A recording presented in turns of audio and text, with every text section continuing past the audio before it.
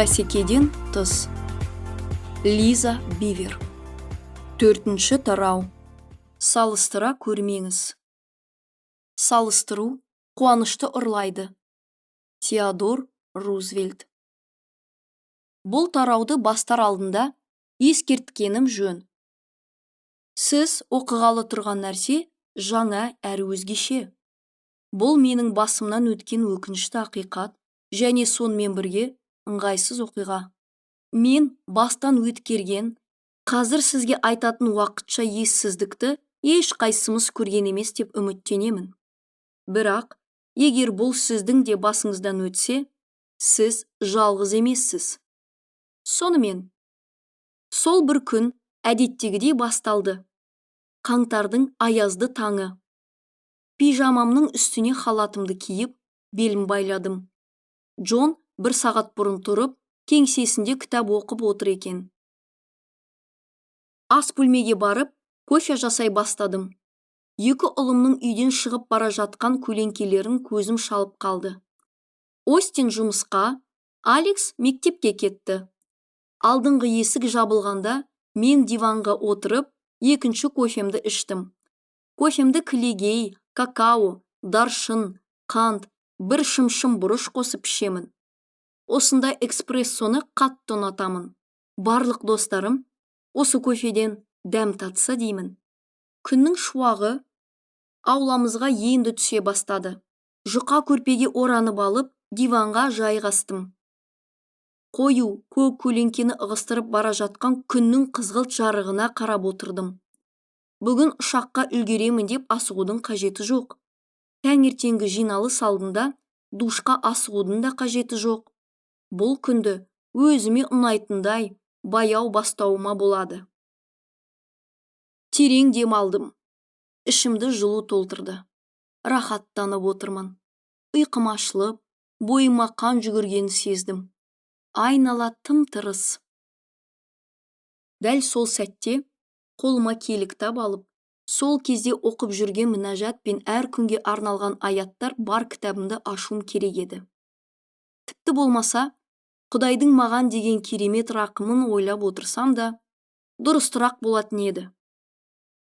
Телефонды қолыма алмас бұрын, ненің маңызды екенін ойласам ғой. Шынымды айтайын, енді оны білемін. Бұл менің бір кемшілігім, сонымен қатар артықшылығымда. Әлеуметтік желі маған достарыммен араласып отыруға мүмкіндік береді. Олардың суреттерін қарап, жазғандарын оқысам, өздерімен кездесіп қайтқандай боламын. Тиісті уақыт пен орын болса, достарыммен сөйлесудің еш шаманы жоқ. Бірақ бұл сәт дос жараның уақыты емес еді. Басқалармен кездеспес бұрын, алдымен бір кофе ішіп, сосын келі рухпен тілдесетін адамдардың бірімін. Тізім. Твиттерді қарап отырып, достарымның барлығы дерлік өте ұқсас нәрселерді жазып шығарып қойғандарын көрдім. Мен білетін жақсы көретін, тіпті қамқорлық жасайтын адамдарым бір әйелге оларды тізімге қосқаны үшін алғыс айтып жатты. Кез келген тізім емес, бір маңызды тізім екен. Мен бұрыннан бері аңдып жүрген рейтинг. Одан бір күні өз атымды да тапсам деп қалайтынмын. Осы тұста көбірек түсіндіріп кетейін. Бұл рейтинг жыл сайын жаңартылып, жарияланып отырады. Соңғы бірнеше 10 жылдықта оны әртүрлі ұйымдар мен адамдар құрастырады. Осы жолы оны ұйым емес, бір әйел құрастырған. Мен ол кісі туралы естігенмін, бірақ жеке таныс емеспін. Бір-бірімізді танымайтынымыз әлгі тізімге кіруге деген ынтамды азайтқан жоқ. Мен барлық есімдерді қарап шықтым. Олар әліпби ретімен берілгендіктен Б әрпінен басталатын фамилиямның жоқ екенін көріп, рейтингтен тағы да шет қалғанымды тез түсіндім. Менің атым бұл тізімге еніп көрген емес. Бірақ бұл жолы онда менің барлық достарым болды. Оның ішінде оқушыларым да бар. Менің кітабымды испан тілінде аударған кісі де бар. Маған сонша маңызды болған не тізім деп ойлап отырған шығарсыз? Бұл Америкадағы Ең жақсы 100 әйел қызметкердің рейтингі. Жүрегім лүпілдеп кетті. Ойыма қисынсыз сұрақтар мен салыстырулар келді. Мен неге бұл тізімде жоқпын? Желіде жаңа фотолар шығармағанымнан ба? Қатты ойланып кеттім. Мен жазған кітаптардың 1 миллионнан астамы сатылды. Бүкіл әлемді аралап 20 жылдан астам әйелдерге қызмет етіп келемін.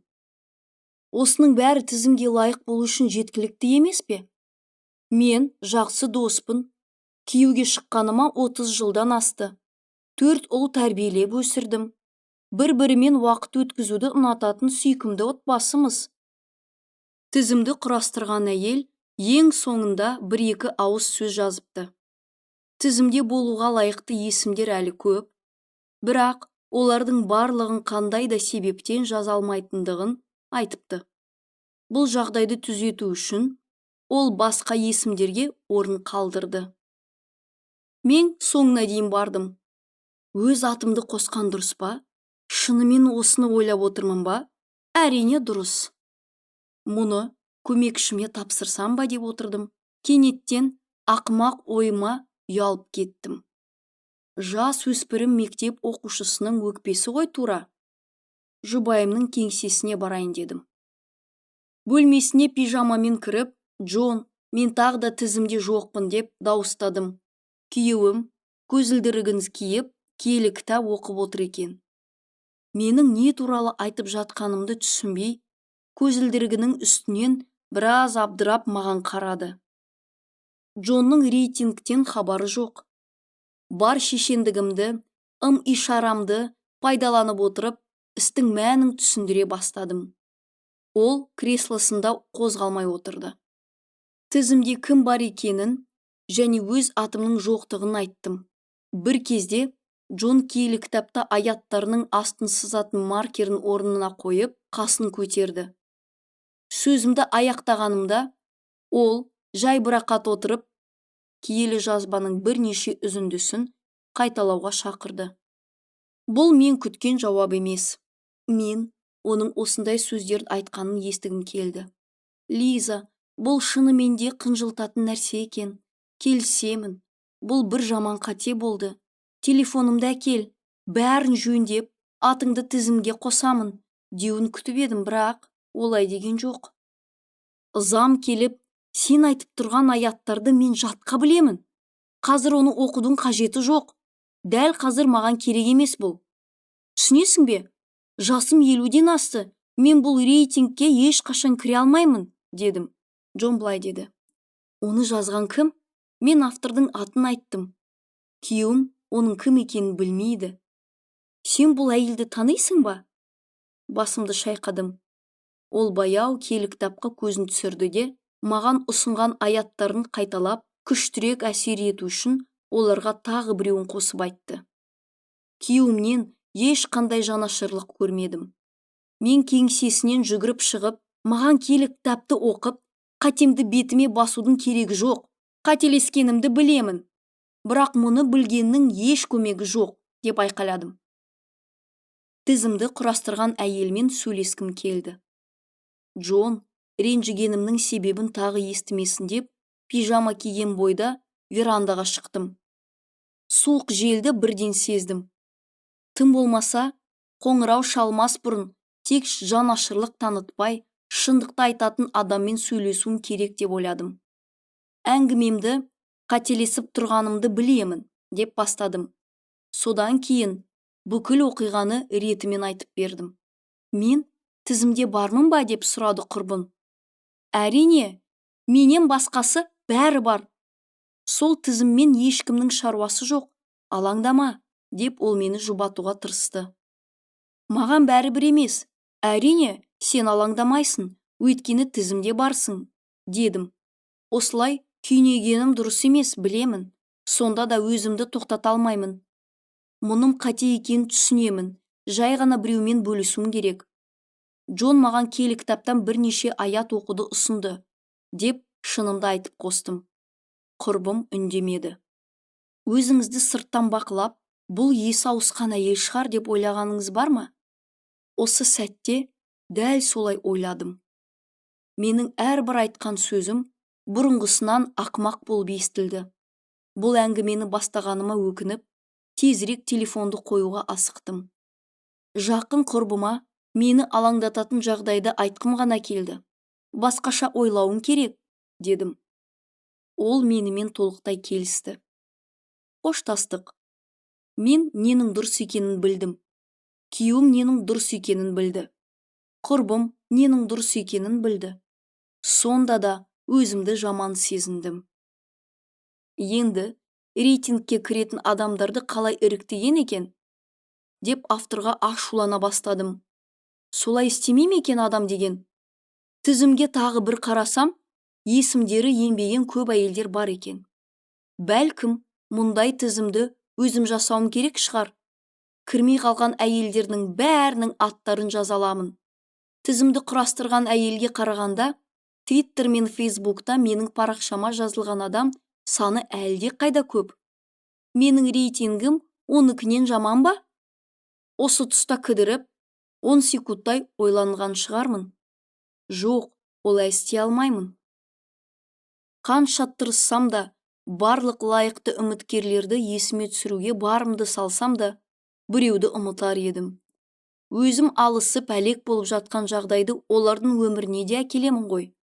Осыны ойламай, тізімді шынымен жасай бастасам, бұл идеям соңғы жарты сағаттағы өкпе ренішім сияқты таза ақмақтық болушы еді.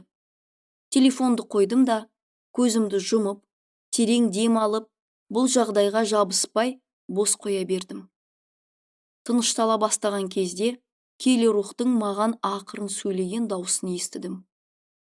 Элиза, тізімде сенің атың болса, дәл осылай ренжитін бе едің? Аты жөнің жазылса, бұл салақ, шалапұла жасалған тізім дер ме едің? Шындықты түсінген сәтім. Жоқ, ашуланбас едім. Қайта әлеуметтік желіде әлгі бейтаныс әйелге алғысымды білдіріп, басқалар да білсін деп, жаңалықты барлық парақшаларыма салатын едім. Аң-таң болдым. Иә, мен әйелмін, анамын, әжемін, бірақ өзімнің шынымен бірегей тұлға екенімді ұмытқанда, қайтадан өзімді басқалармен салыстырудың құрбанына айналамын. Рейтинг осы мәселені ашып көрсеткен сыйлық болды.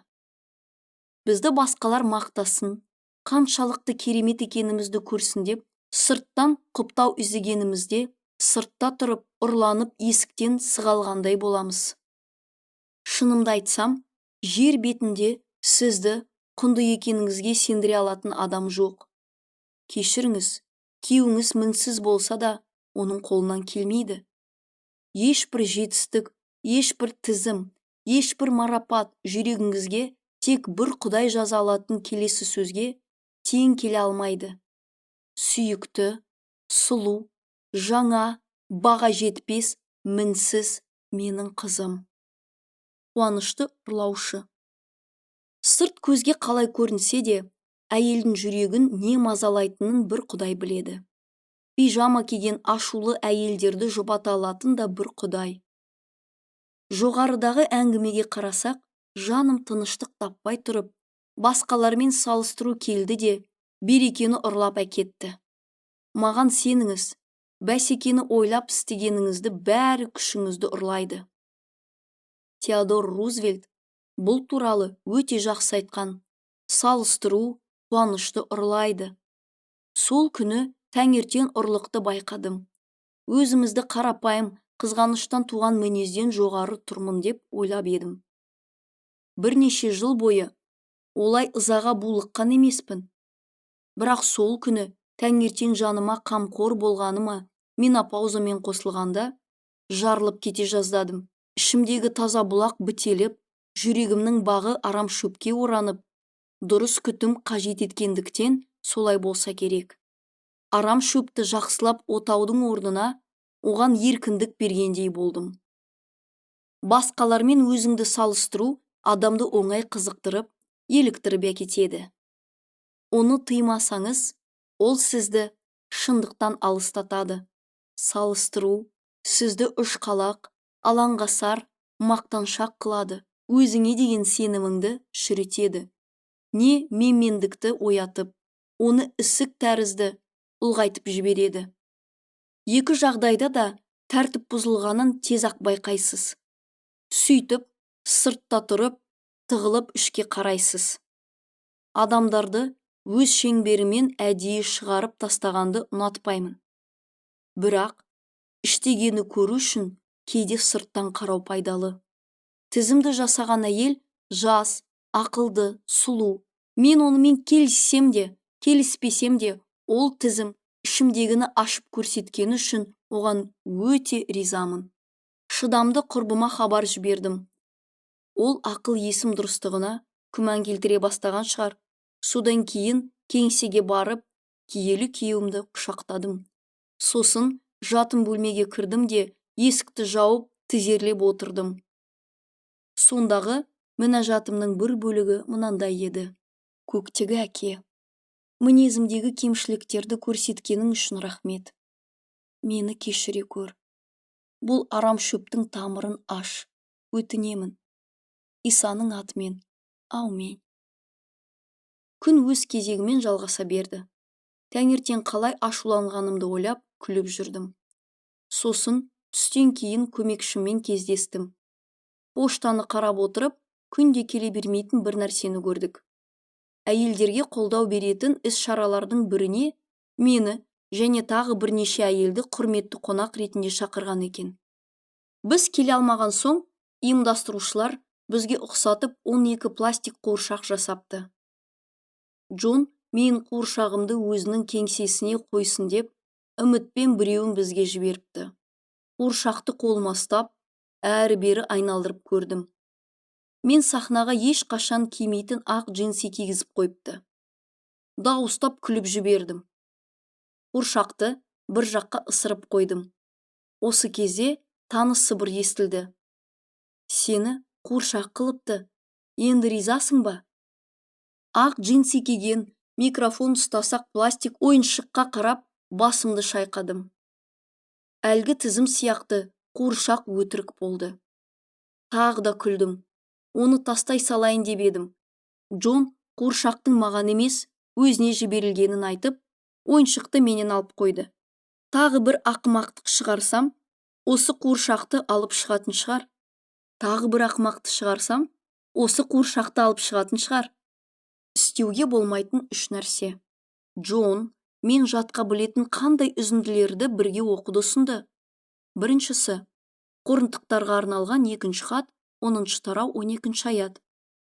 Сондай даңқ қуғандармен өзімізді бір санатқа жатқызуға не салыстыруға біздің дәтіміз әрине бармайды. Олар өздерін өзіндік үлгілермен бағалап, өздерін ғана салыстырады. Қандай ақымақтық. Менен үйреніңіз. Адамдарды санаттарға бөліп, өзіңізді кімнен артық, кімнен кем екеніңізді ойлап, салыстырма көрмеңіз. Даңқ қумаңыз. Неліктен? Салыстыру тәкаппарлықтан туады. Өзіңізді кемсітсеңіз де, оның түбірі менмендік, күйреудің басы, асқақтық, құлаудың алды екенін бәріміз білеміз. Нақыл сөздер 16-шы тарау 18-ші аят. Осы тыйымға көңіл аудармасаңыз, қауіпті және кейде қорқынышты жерге тап боласыз. Санатқа жатқызудың салдары. Дана жан өзінің кімнен артық, кімнен кем екенін ойламайды, және басқалардың олар туралы солай ойлағанын қаламайды.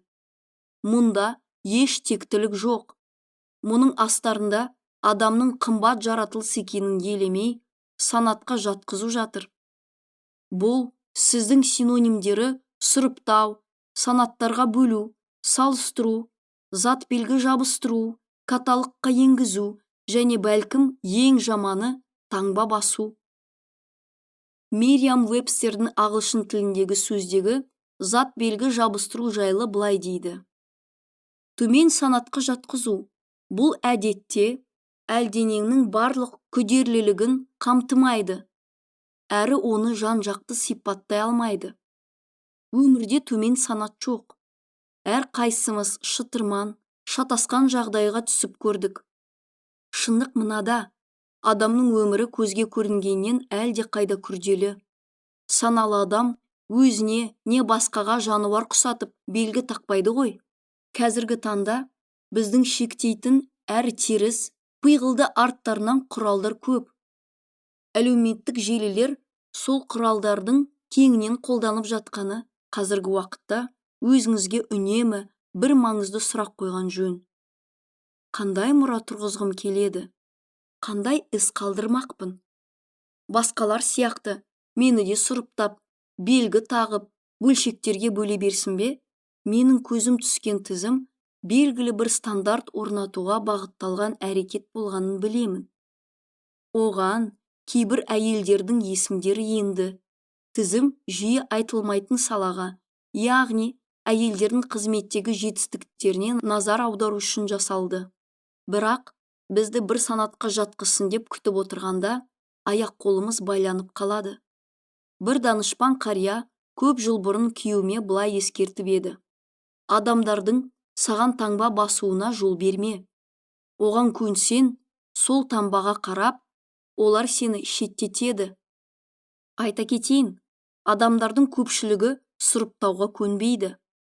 Адамдық қадір қасиеті тапталған, қарым-қатынастан шеттетілген және басқа да қорлық көрген адамдар сізді де төмен санатқа жатқызуға дайын. Салыстырудың салдары. Салыстыру оларды биікке көтерсе де, шынымен батылдардың салыстыруға дәті бармайды. Алда әлі талай нәрсе істелу керек екенін олар түсінеді. Олар мәңгілікке қарап, оған жердегі еш нәрсе тең келе алмайтынын біледі. Мәңгілік салтанатқа көз тігіп, олар одан сайын алға қарай ұмтылады. Басқалармен салыстыру, осыдан артық нәрсе бар екенін көруге батыл жетпейтін қорқақтардың үлесі. Біз сонша тырмысып, қай таудың басына шығып бара жатырмыз? Атақ даңқ па? Мәңгілік тұрғысынан қарасақ, бұл жай қоқыс қана. Киелі жазбаның сөзіне жақынырақ Паулдың жазғаны мысал етіп алсақ, ол иттің нәжісі болып есептеледі. Филиппіліктерге арналған хат, 3 тарау, 8 аятты қараңыз. Оған ешкім көтерілмейді. Әдетте оны айналып жүреді, немесе басып өтеді. Мәселе мынада. Тым көп сенушілер нәжіс қалдықтарын басып, жүрген жеріне жаман иіс алып келеді. Біз бұл иіске үйреніп қалдық, бірақ ол мәселені жеңілдетпейді. Филиппіліктерге Паулдың жазғанын оқиық. Алайда адамдардың марапат деп мақтан тұтатындарын мен жыртып қоқысқа тастаймын. Бұрын артықшылығым деп санағанымның бәрі де солай. Неге олай істеймін? Мәсіхке бола. Иә, бұрын маңызды деп білгенімнің барлығынан арылдым. Баға жетпес қымбатты ием Иса Мәсіхті танып білудің жанында армандаған нәрселерім, құндылығым жоғалтты. Оның бәрі иттің нәжісі. Исамен тығыз байланыста болу үшін бәрін қоқысқа тастадым. Филиппіліктерге арналған хат, 3 тарау, 7-9 аяттар. Иеміз Исаны тану мүмкіндігі біздің баға жетпес қазынамыз. Телефон тұтқасын алғанымда, Мәсіхті жақынырақ танудың орнына маңызды емес әрекетті таңдадым. Атын көпшілікке белгілі болғанша, Құдайды білген әлде қайда артық. Даңқ қуғанымыздың салдары. Өз атымызды шығарушы, кейбір жетістіктердің анда-санда айтып өтудің не қажеті бар? Иә, тойлайтын, дамып жетілгеніңе қуанатын уақыт бар. Бірақ бізге сыйлық қылып берілген нәрсені жеке жетістік ретінде қарастыратын болайық. Бұл мүлдем басқа мәселе. Жемістер өсіп шығады, ал сыйлықтар жай ғана қабылданады. Сондықтан біз әлі де өзімізге сеніп, тапсырылған Құдайдың сыйлықтарын басқарушылармыз. Кейбір адамдар көз тоймастай сұлу, басқалары ауқатты жанұяларда туып, кішкентайынан өмірдің игіліктерін көріп өседі. Дүниеге әрі сұлу, әрі бай болып келетін адамдар аз. Мүлдем қарама-қарсы жағдайда туғандар бар. Олар жоқшылық көріп, тамыр-таныстары жоқ отбасыларда есейді. Сұлулықтан құр қалған адамдар бар. Көпшілігіміз осы екі ұштың арасындамыз. Алайда, бұл жағдайлардың ешқайсысын өмірлік жолымыздың қандай боларына немесе тұлға ретінде құндылығымызға әсер етуге күші жоқ. Құдай бет-әлпетке қарамайды, жүрекке қарайды. Бір ұрпақтың байлығы қас-қағымда ғайып болса, кейінгі ұрпаққа ештеңе қалмайды. Менің ойымша, бұл әділетсіз. Бірақ бір нәрсені анық білемін. Құдай әділ. Ол әр жанның қиындығы мен артықшылығын алақаныңда таразылауды біледі. Әділ өлшем Құдайда ғана. Өзімізді басқалармен салыстырмауға бұл тағы бір жақсы себеп. Өйткені, осы уақытша дүниеде құнды болып көрінетін нәрселер мәңгілікте құнсыз, тіпті зиянды болуы мүмкін. Өзімізді басқалармен салыстырсақ, тығырыққа тірелеміз. Құдайды дәріптейтін нәрсенің орнына адамды дәріптейтін бейне жасау қаупіне ұшыраймыз. Мұндай ойынға елігіп, өзімізге қажетті жоқ бәсекелес жасап аламыз. Корынтықтарға арналған 2-ші хаттағы үзіндіміздің 2-ші жартысына оралайық. 10-ші тарау 12-ші аят. Олар өздерін өзіндікі үлгілерімен бағалап, өздерімен ғана салыстырады. Қандай ақымақтық! Бұл тұзаққа менің де түскенімді білетін шығарсыз. Оған бәріміз түстік десем қателеспеймін. Өзімді әрдайым өлшеп, салыстырып отырамыз. Тәкаппарлықпен өздерін басқалармен салыстыратын адамдар бар. Ақымақ болып, салыстырудың кесірінен Құдайдың тамаша жоспарларын бұзатын адамдар да бар. Тәкаппарлық мәселенің бір ұшын әлсіретсе, сенімсіздік екіншісіне тиеді. Екеуі де қауіпті. Бір ғана шынайы өлшем бар. Ол өлшеусіз Мәсіх, патшалардың майланған патшасы. Ол ғана қасиетті, пәк, құдіретті. Біз құмырсқа сияқтымыз. Құмырсқа жегіш бізден қорыққаннан жақындамайды деп ойламаймыз. Шын мәнінде, илеуіміз арыстанның көлеңкесінде болғандықтан ғана құмырсқа жегіш маңайымызға келмейді.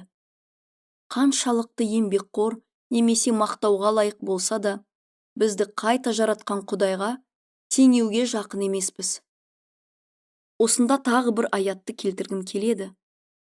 Бір-біріңнен құрмет күтіп, жалғыз Құдайдан болатын шынайы құрметті іздемей жүресіңдер. Сонда сендер қалайша сене аласыңдар? Жоханның жазған ізгі хабары 5-ші тарау 44-ші аят. Теңдесі жоқ Құдайдың алдына шақырылсақ, неге қарсыластарымыздан мақтау күтіп уақыт жоғалтамыз? Басқа адамдарға өмірімнің қандай болатынына әсер етуге рұқсат бергенде, көктегі әкеммен байланысымды үземін. Адамдардан өзім туралы естіген және көргеніме бола, әлемге деген көзқарасым бұрмалана бастайды. Құдайдың мен жайлы айтқанын ұмыта бастаймын. Кейде ақымақ әрекеттерім, мен шектеулі түсінігім өзім де білмейтін салдарға әкелетініне таңғаламын. Сол күнгі таңымды қалай өткізгеніме күліп, өзіңізді біреумен салыстыруға деген ниетіңізді сап тиясыз деп үміттенемін. Бұл бір рет болмай, күннен күнге қайталанса, әбден шаршайтын едік.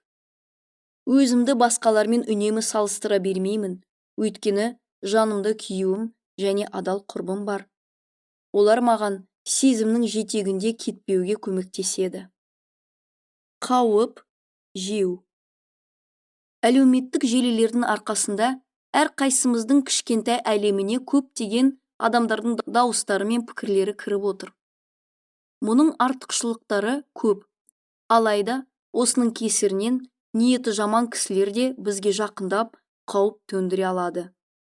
Оларды жақсы көре алмасаңыз да, ең болмаса шекара белгілегеніңіз қажет.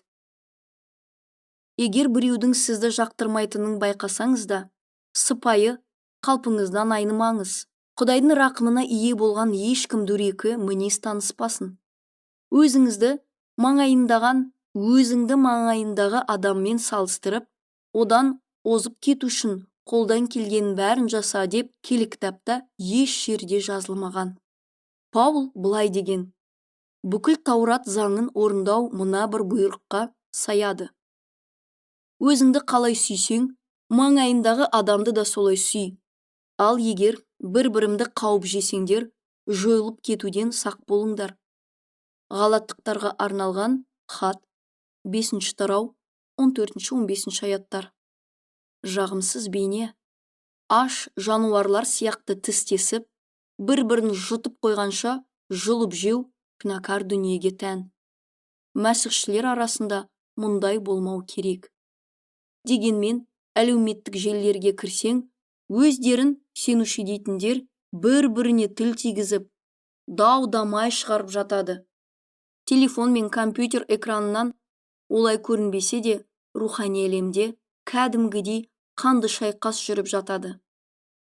Электронды құрылғылар пайда болғанша, басқа адаммен қас-қағымда тікелей сөйлесе, бастау қазіргідей оңай болмайтын. Енді тез-ақ қауіп жей беруге болады. Өкінішке орай, мұны өзім жасағандықтан жақсы көремін. Мұны өзім жасағандықтан жақсы білемін. Мен ырылдап, тістей бастасам, қай тұстарда әлі де жұмыс жасау керегі айқын ашылады. Егер біреудің ащы сөзі жаныма батып кетсе, өзімді қорғауға тырысып, жеңілгенімді көрсетемін. Телефонымды өшіріп, одан аулақ болуды үйрендім. Себебі ол оқталған мылтық сияқты қауіпті қару бола алады. Көбінесе адамдардың жай ғана көңіл күйі нашар болады. Олар сөйлей берсін. Басқаларға шабыт беру мен оларда қызғаныш тудырудың арасында үлкен айырмашылық бар. Араңызға басқаларды шақыру мен оларды әдейі шеттеудің арасында үлкен айырмашылық болғаны тәрізді. Егер әлеуметтік желіде біреудің парақшасына жазылып, оның шығарып қойғанына ызалансаңыз, немесе қызғансаңыз, немесе бойыңыздағы жағымсыз қасиеттерді байқасаңыз, оны кінәлаудың орнына бір сәт кідіріп, бұл неден болды деп сұраған жөн. Жау сізді құртуға тырысады, бірақ оның қаруын Құдай жақсылық үшін қолдана алады. Осы жерде сіздің таңдауыңыз шешуші рөл атқарады. Дұрыс таңдай алмасаңыз, өзіңізді басқалармен салыстыру қолыңызда барды тонап кетеді. Келі кітаптың келесі аяты бәсекелестік көп болған кезде пайда болатын ортаны көрсетеді. Әрдайым тек өз қалағанымызды қуатын болсақ, өмірдің не болатынын белгілі. Ұдайы сүйіспеншілігі жоқ, арзан жыныстық қатынас, мағынасыз ой мен мәнсіз сезімнің жиіркенішті үйіндісі, қуаныштан ада қалып, аласұрып ойыншық жалған тәңірлерге табыну, сиқыр, жалғыздықтан қатты қорқса да, одан құтыла алмау, жұлып жейтін бәсеке, адамды толығымен билеп алатын, бірақ еш қашан қанағаттандырмайтын қалаулар, қираған отбасы мен күйреген өмір, ұсақ болмашы ұмтылыстар, бәсекеге бола адамды адам санамау, шеттен шыққан құмарлықтар, қауымды келеке ететін сорақы сайқымазақ. Әрі қарай жалғастыра алар едім. Бұлар жайлы сендерге бұрында ескерткенмін. Азаттығын осылай қолданатындарға Құдай патшалығында орын жоқ. Галаттықтарға арналған хат, 5 тарау, 19-21 аяттар. Бұл сөзді оқып, жылағым келеді. Соңғы уақытта Паулдың осында жазған көптеген нәрселерін көріп жүрміз. Мен әлемді айтып тұрған жоқпын. Галаттықтарға арналған хат қауымға жазылған. Адамды адам санамау дегеніміз не? Бұл оның бірегейлігінен, жеке қасиеттерінен, қайталанбас ерекшелігінен айыру деген сөз. Нацисттер еврейлерді адам санамағаны соншалық, немістер оларға Құдайдың бейнесінде жаратылған адамдар ретінде қарамады. Олар адамдар емес, таза ари тәсілін құруына қиындық туғызатын кедергіні көрді. Өкінішке орай, бұл тактика бүгін қоғамда да, жеке қарым-қатынаста да қолданылады.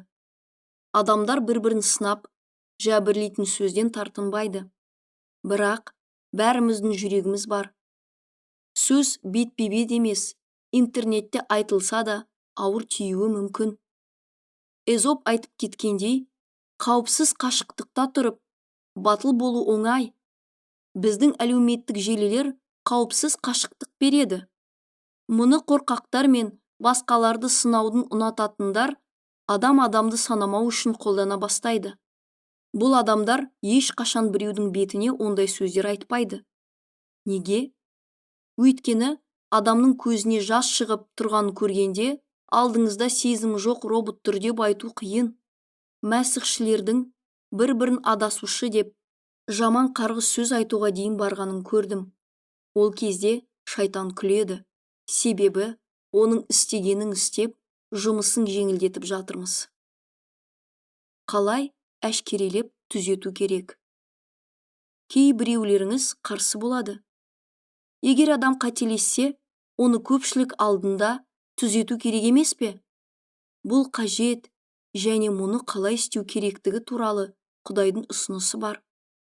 Сүйіспеншілігін жасырып, жалтырағаннан гөрі, ренжіткенге ашық ескерту жасаған игі. Досыңның сөгуі шынайы, дұшпанның сүюі алдамшы. Нақыл сөздер 27 тарау 5-6 аяттар. Киелі жазбадағы ашық ескерту нені білдіреді? Мұндағы негізгі сөз ашық. Ескерту мен әшкерелеуді ашық жүрек, ашық құшақ және ашық жүзбен жасаған жөн. Сізге қалай ескертіп, сіздің қатеңізді қалай әшкерелесін десеңіз, өзіңізде солай ескертіп, әшкерелеңіз. Бойымдағы жақсы қасиеттерді көретін адамдар мені түзеткенін қалаймын. Ең дұрысы сол меніңше. Киелі жазба достар арасындағы сөгу туралы айтады. Бірақ ол көшбасшы, мұғалім және жұмыс беруші тарапынан да орынды. Өйткені кез келген сөгіс сізді жақсы білетін және сізге қамқор болатын адамнан келсе жақсы. Ең дұрысы, мұндай әңгіме бетпе-бет болсын. Бетпе-бет кездесе алмасаңыз, тым болмаса телефон арқылы сөйлесу керек. Жақша ішінде бір нәрсе қосқым келеді. Сөгіс, әшкерелеуді мәтін арқылы жасамаңыз. Бұдан тым көп түсініспеушілік тууы мүмкін. Мәтіннен дене тілі немесе дауыс ырғағы білінбейді. Джон екеуміз сөйлесудің орнына мәтін арқылы хабарласып, бір-бірімізді дұрыс түсінбей қалғанымыздың кесірінен көптеген ыңғайсыз жағдайларды бастан өткердік.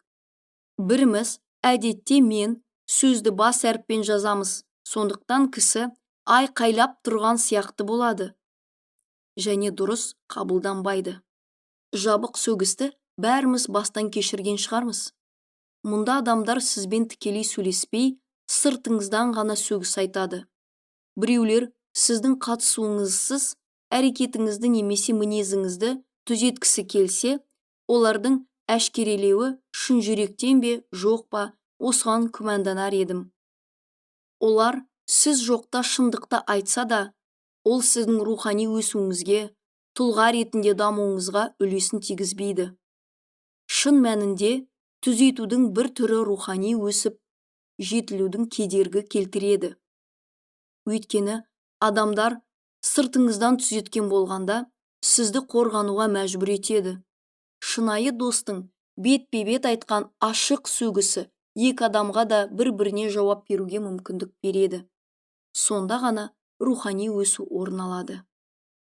Әлеуметтік желілер көпшілікке ашық болған соң, кейбіреулер интернет арқылы біреуді әшкерелеуге болады деп ойлайды. Әлеуметтік желілердің ашықтығы сөгістің ашықтығын білдірмейді. Бірнеше жақын достарым бар. Оларды жақсы көремін, әрі құрметтеймін. Олардың өмірлерін білемін. Кейбір сыншы сымақтар достарыма өтірік жала жабады. Жеке келіп бетпе-бет наразылықтарын білдіруге олардың батылы жетпейді. Бұл туралы киелі кітапта анық жазылған. Қате ілім таратып, жік салатын әркімге 1-2 рет ескерту жасап, тыңдамаса, байланыстарыңды үзіңдер. Уақытты босқа жұмсамаңдар. Әбден бүлінген мұңдайдың күнә жасай беріп, өз үкімін өзі шығаратынын білесіз. Титке арналған хат 3 тарау 10-11 аяттар. Бұлардың блогтарын оқымаңыз. Олармен дауласпаңыз. Твиттер парақшаларына жазылмаңыз. Фейсбукта олармен дос болмаңыз. Олармен шаруаңыз болмасын. Бұл сіз үшін зиянды. Жікке бөлінуді емес, шабыт іздеңіз. The Message аудармасында тура осы аяттар былай жазылған. Жанжал шығаратын адамға 1-2 рет ескерт. Содан кейін оған назар аударма. Мұндай адамның адасып, Құдайға қарсы шыққаны анық.